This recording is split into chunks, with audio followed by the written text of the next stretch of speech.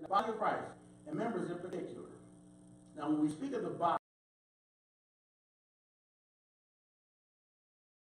part of the human body that you can afflict that will not hurt. All things are become new.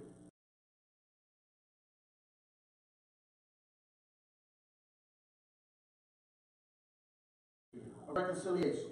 So we're all ministers of reconciliation. But today we're going to talk about a well-known figure in the Bible. We're going to talk about King David.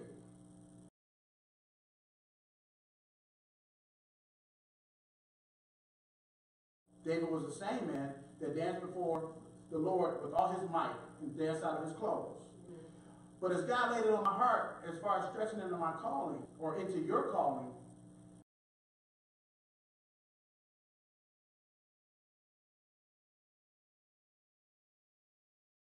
served as the head of the Supreme Court of Torah law.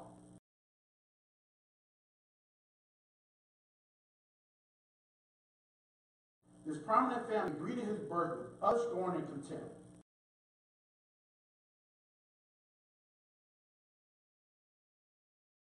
After several years of marriage to his wife, Nesbeth,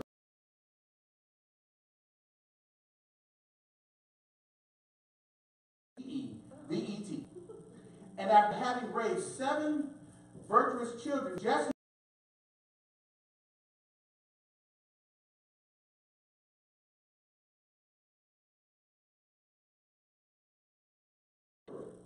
he's married. He's well established.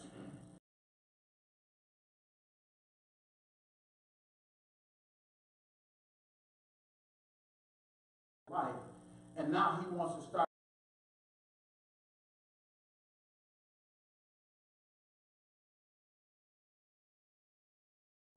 But his grandmother, Ruth,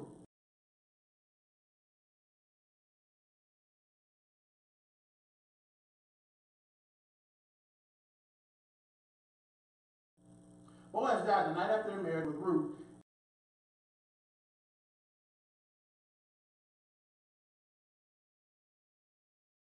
Born, the father of Jesse.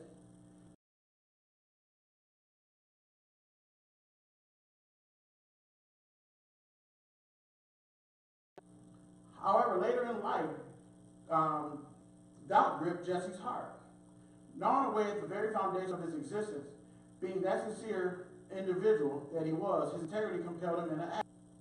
After a number of years passed, Jesse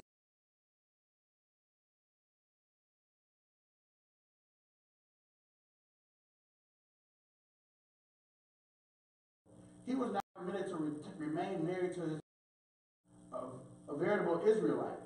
Disregarding personal sacrifice, Jesse decided the only solution would be to separate from her.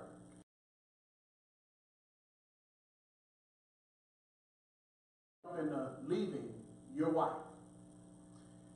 After a number of years later passed, Jesse longed for a child whose ancestry would be unquestionable.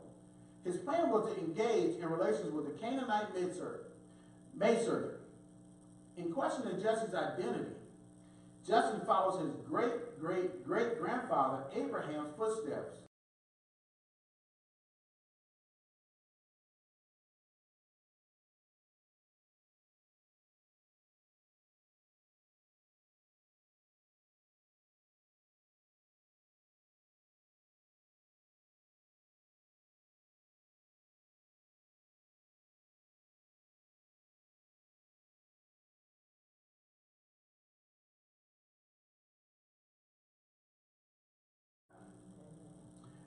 Well, the maidservant was aware of the anguish of her mistress, Nezabeth. She understood her pain being separated from her husband for so many years. She knew as well of Nezabeth's longing for more children. The empathetic maidservant secretly approached Nezabeth and informed her of Jesse's plan, suggesting a bold counterplan. Let us learn from your ancestors places with me tonight, just as Leah did with Rachel, she advised. With a prayer on her lips and a plan that her plan succeed, Nezabeth took the place of her maidservant. That night, Nezabeth conceived. Jesse remained unaware of the switch. So that night, he ended up actually still being with his wife, not knowing it. After 3 months, Nezabeth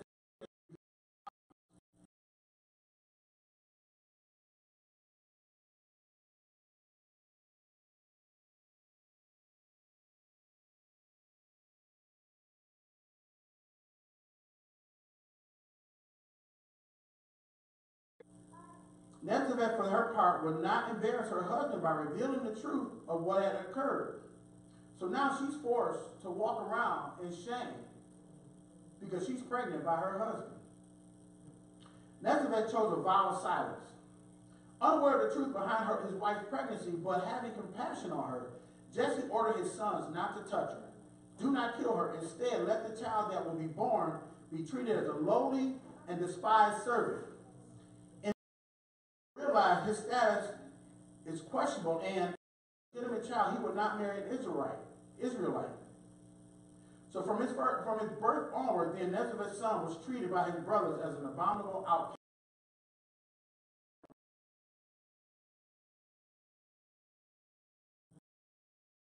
Described as a lowly individual who lacks even a single friend to comfort him. It is the voice of a tormented soul who has experienced untold humiliation and disgrace.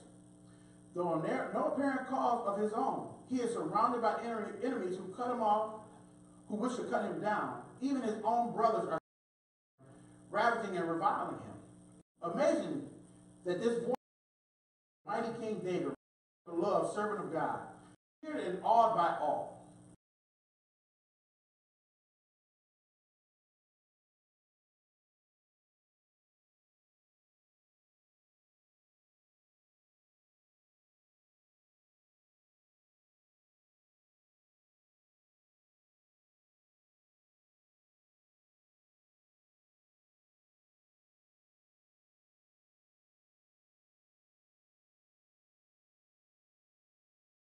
Cause.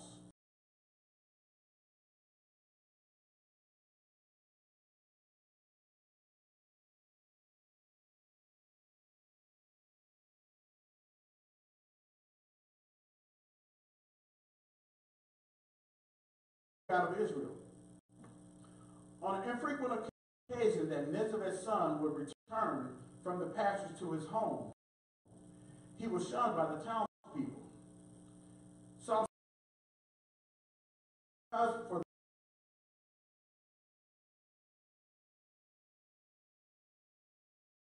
for my mother's children. If someone had lost or stolen, something was lost or stolen, he was accused as a natural in the world.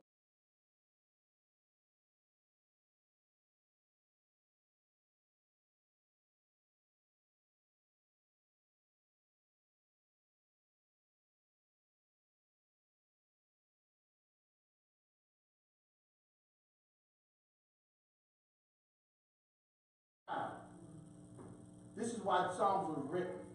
It was written from a painful place that he had to spend growing up, not wanted.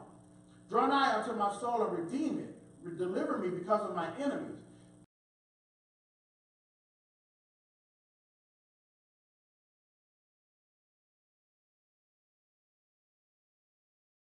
His family. He was assigned a separate table in the corner. Psalm 69 and 20 says, reproach I found none. Verse 21 says, they gave me also gall for my meat, and in my thirst they gave me vinegar to drink. So pretty much he was growing up in a life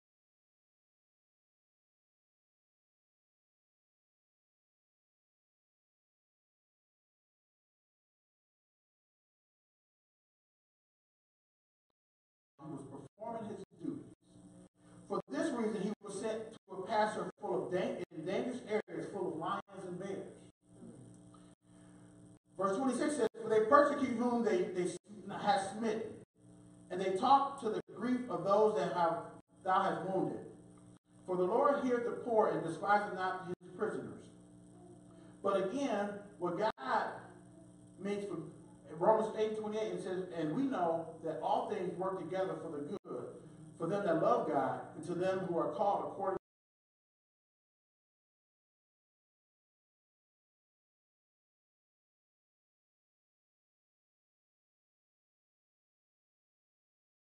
That was his mode of survival.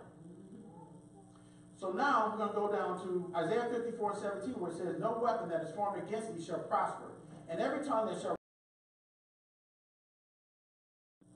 So now we're going to get to our focus in 1 Samuel. 1 Samuel chapter 16 and 1 says, the Lord said unto Samuel, how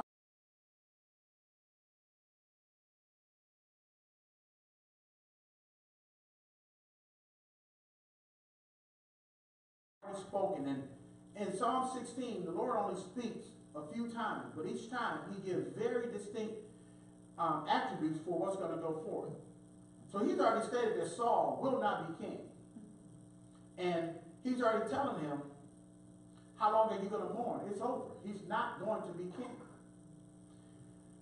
Verse 2 says, Saul hear it, he will kill me. And the Lord said, take a heifer with thee, and say, I come to sacrifice to the Lord. We're going to skip down to verse 5. And he said, peaceably, I sanctify yourselves and come with me to the sacrifice. And he sanctified Jesse, and they called them to the sacrifice. And when it came to pass, when they come, that he looked on Eliab, Jesse's eldest son, and said, surely the Lord's anointed is before him. Well, back in biblical times, it was always stated that the eldest son was the one signed to be king. They're automatically assuming that Eliab is going to be the one. But they brought them all because they had to be obedient to go before to find out who God had called to be king. Verse 7 says, but the Lord said unto Samuel, look not on his countenance or on the height of his stature, because I have refused him. But the Lord seeth not as man seeth, the Lord looketh on the heart. So the Lord is already preparing them. Before these guys get here, I know they're going to look tall. I know they're going to look calm. Outside, because what I place in them is what I'm looking for. So now we go down to verse 10. And Jesse made 7 of his sons to pass before Samuel. And Samuel said unto Jesse, the Lord hath not chosen thee. Verse 11 says, are here all thy children? And he said, there remaineth yet the youngest. And behold,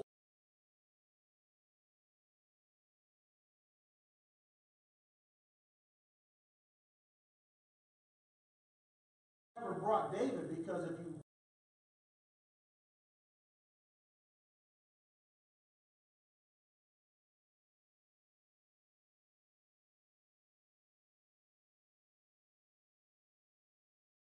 verse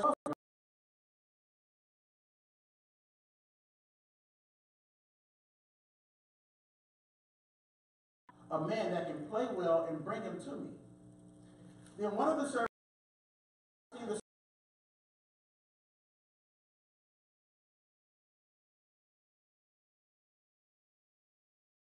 with him. Wherefore Saul sent messengers unto Jesse and said, send me David thy son, which is with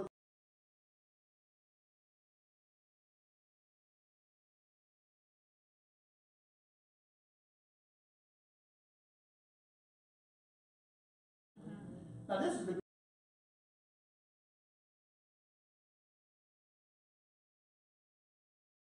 back in the field tending sheep. David comes up.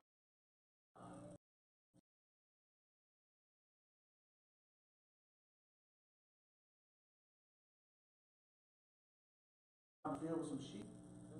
Now mind you, none of the sons took on the charge of trying to kill Goliath. But they were more concerned with trying to send David back than they were about killing Goliath. What have I done now? Is there not a cause? What can I do? He the one that's killed the lions. He didn't kill the bears. He the one that's the fighter. All y'all sitting up here scared in the room. And he out there getting ready to kill all of us. Verse 33 says, Saul said to David, thou art not able to go against the Philistine to fight with him, for thou art but a youth. He is a man of war from his youth. And David said unto Saul, thy servant keep his father's sheep, and there came a lion and a bear, and took the lamb out of the flock. And I went out after him. I went and killed him. All right. And I smote him and delivered it out of his mouth. And when he arose against me, I caught him by his beard and smote him and slew him. All right. That servant slew both lion and the bear, and this uncircumcised Philistine shall be one of them, seeing that he hath defiled the armies of the living God. Well, at this point, this is the first.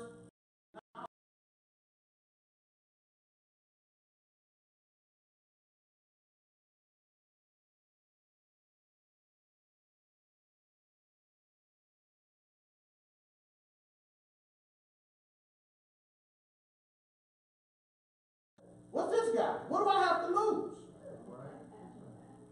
I'm almost dead anyway.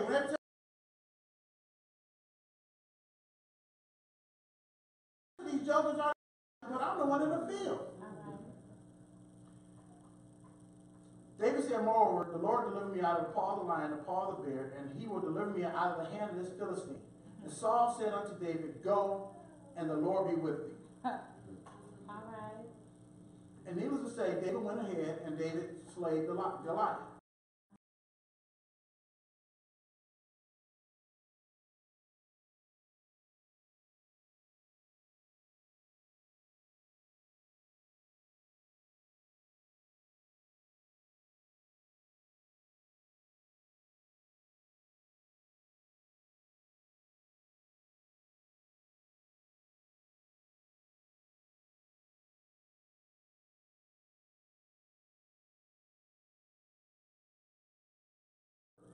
And David, whensoever Saul sent him, and behaved himself wisely.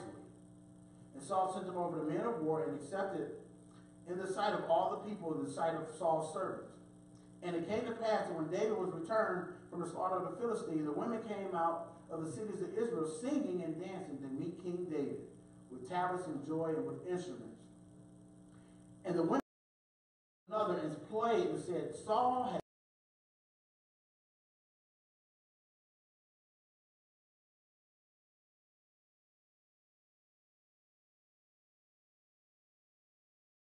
described 10,000, and he described but thousands.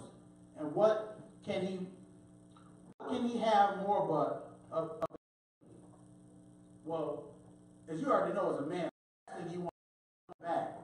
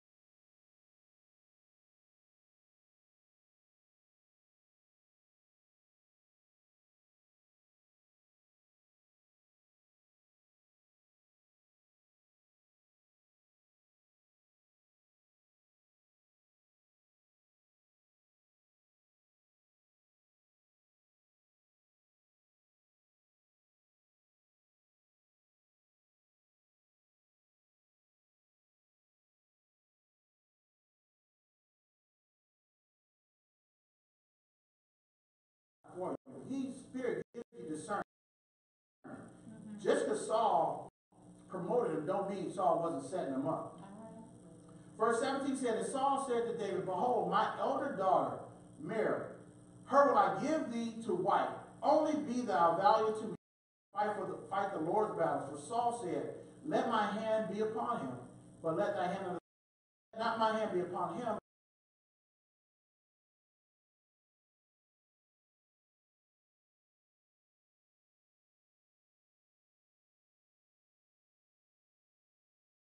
I should be son-in-law to a king. I was nobody. They made fun of me. They mocked me. They hated me. My father never acknowledged me. Now I'm going to be the son-in-law of a king?